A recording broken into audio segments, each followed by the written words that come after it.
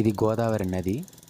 గత 10 రోజులుగా భారీ వర్షాల మూలంగా కంటిన్యూషన్గా వర్షాలు పడడం మూలంగా గోదావరి నది చూడండి ఎంత బాగా పొంగి పొర్లుతుందో. మేము బోట్లో వెళ్ళి ఈ వీడియో తీసాము. ఎంత అద్భుతంగా ఉందో కదా. సహజంగా ఇది కాలువలాగా ప్రవహించదు కాబట్టి, నది కాబట్టి చాలా విస్తారంగా ప్రవహిస్తుంటుంది.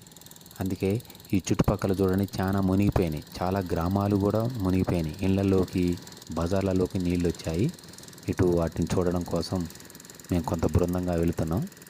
కాబట్టి 2 బోట్లలో వెళుతున్నాం. అన్ని రక్షణ సంబంధించినవి వేసుకొని వెళ్తున్నాం. కొంతమందికి అది కూడా అవసరం లేదనుకోండి. బాగుంది కదా.